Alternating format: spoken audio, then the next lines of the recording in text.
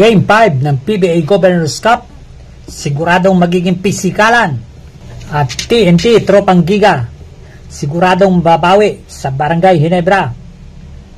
At dito pa tayo sa isa pa nating balita. Justin Brownlee, Scotty Thompson, Japit Aguilar may gustong patunayan. Mamaya na ang Game 5 ng labanan TNT Tropang Giga at Barangay Ginebra.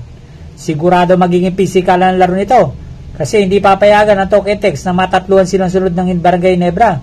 Talagang babawi ang Toketex, ibibigay talaga nila yung kanilang best dito. Bagamat naunahan ang TNT Tropang Giga ang Barangay Ginebra at nilubog nila sa 2-0. Kaya nakabawi naman agad ang Barangay Ginebra ng dalawang sunod na panalo, kaya tabla ang series. Masyadong in-underestimate ng TNT Tropang Giga ang kakayahan ng Barangay Ginebra. Kaya hindi sila makapaniwala ngayon dahil na dalawang sunod na panalo ang Barangay Ginebra. Nagising na sa pagkakahimbing ang Barangay Ginebra. Kaya diyadon ang TNT Tropang Giga ngayon dahil nabuo na ang team chemistry ng Barangay Ginebra at nagkaroon ng kumpiyansa ang bawat player. Especially kay Stephen Holt, Maverick Anmisi, Scotty Thompson, andiyan pa si L.A. Tenorio. Taga napakalaki na may tutulong ng mga player na yan.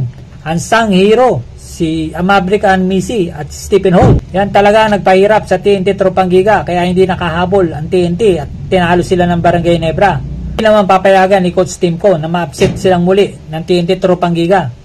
Kaya sa pagkakataong ito, hindi na nila sasayangin yung pagkakataon. Pipilitin nila makakuha ang panalo.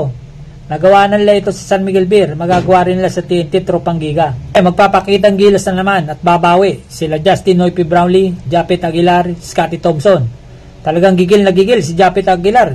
Sa bawat bolang inawakan ni Japit Aguilar at sa bawat shoot na ginagawa niya, talagang gigil na gigil siya.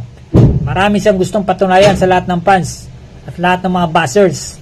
Bagamat natalo siya sa Best Player of the Conference, ay sigurado naman na hindi mahalaga kay Japit yun, hindi siya nagpapa-apekto. Bagamat hindi nanalo ng Best Import Award si Justin Noype Brownlee, ay kita naman natin na talagang panalo si Justin Noype. Hindi lang sa award, pero sa puso ng bawat Pilipino at lahat ng mga fans, ay panalo si Justin Brownlee laban kay RXJ.